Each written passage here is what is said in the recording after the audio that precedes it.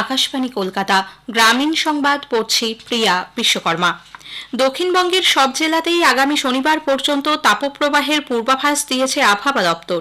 তীব্র তাপপ্রবাহের লাল সতর্কতা আগামীকাল পর্যন্ত থাকছে ঝাড়গ্রাম, পশ্চিম মেদিনীপুর, বাঁকুড়া, 2 বর্ধমান ও বীরভূমে। বাকি জেলাগুলিতে থাকছে কমলা সতর্কতা। রবিবার তাপপ্রবাহের পরিস্থিতি থাকতে পারে পুরুলিয়া, ঝাড়গ্রাম, পশ্চিম মেদিনীপুর, বাঁকুড়া, 2 বর্ধমান, বীরভূম ও মুর্শিদাবাদে। কলকাতা সহ অন্যান্য জেলায় থাকবে গরমের অস্বস্তিকর ঘর্মাক্ত আবহাওয়া। বজ্রগর্ভ মেঘ থেকে স্থানীয়ভাবে কোথাও কোথাও বৃষ্টি হলেও কালবৈশাখীর কোনো পূর্বাভাস আপাতত নেই। গরম বাড়তে ভূগর্ভস্থ জলস্তর নেমে যাওয়ায় উত্তর দিনাজপুর জেলার বিভিন্ন ব্লকে শুরু হয়েছে জলসংকট। ট্যাঙ্কার পাঠিয়ে প্রশাসন পরিস্থিতি সামাল দিচ্ছে। জেলার জনস্বাস্থ্য কারিগরি দপ্তরের নির্বাহী বাস্তুকার অনিরুদ্ধ ভট্টাচার্য জানিয়েছেন, ব্লক প্রশাসনের সঙ্গে নিয়মিত যোগাযোগ রাখা হচ্ছে। আপাতত চোপড়া ও হেমতাবাদ ব্লকের 2টি গ্রাম পঞ্চায়েতে জলের সমস্যা রয়েছে, সেখানে প্রয়োজন মতো ট্যাঙ্কার পাঠানো হচ্ছে। গোয়ালপুকুর ব্লকে জলের সংকট সবচেয়ে বেশি। হেমতাবাদ ব্লকের বাঙালবাড়ি গ্রাম পঞ্চায়েতের 2টি জায়গাতেও দেখা দিয়েছে জলসংকট। জেলা প্রশাসন সূত্রে জানা গিয়েছে, মাটির নিচের জলস্তর নেমে গিয়েছে 6 থেকে 7 ফুট। এর জেরে চোপড়া ও হেমতাবাদের পাশাপাশি কালিয়াগঞ্জ, করণদিঘি, গোয়ালপুকুর 1 ও 2 এবং ইসলামপুর ব্লকেও পানীয় জলের তীব্র সংকট দেখা দিয়েছে।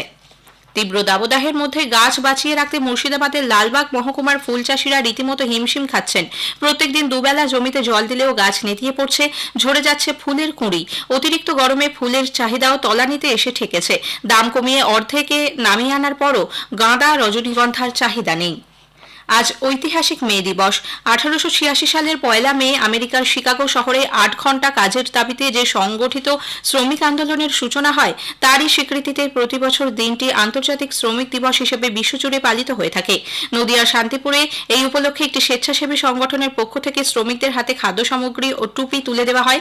এদিকে শ্রম দিবসের দিনই জলপাইগুড়ি জেলার বানারহাটের তোতাপাড়া চা বাগানের প্রায় 1000 শ্রমিক কাজ হারিয়েছেন। জানা গেছে, বেশ কয়েকদিন ধরেই বকেয়া মজুরি, পিএফ, গ্র্যাচুইটির মতো বিভিন্ন পাওনাকে কেন্দ্র করে শ্রমিক অসন্তোষ চলছিল। সমস্যা সমাধানে বানারহাট বিডিও অফিসে ত্রিপাক্ষিক বৈঠক ডাকা হলেও মালিক পক্ষের কেউ উপস্থিত না থাকায় সেই বৈঠক ভেস্তে যায়। এরপরই আজ সকালে শ্রমিকরা কাজে এসে বাগানে তালা ঝুলতে দেখেন।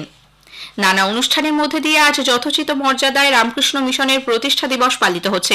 1897 সালের এই দিনেই বাগবাজারের বলরাম বসুর বাড়িতে স্বামী বিবেকানন্দ সূচনা করেছিলেন রামকৃষ্ণ মিশনের। সেখানে সকাল থেকেই দিনটি পালনে নানা কর্মসূচি গ্রহণ করা হয়। বেলুর মঠ সহ সংঘের অন্যান্য শাখাতেও দিনটি পালিত হচ্ছে।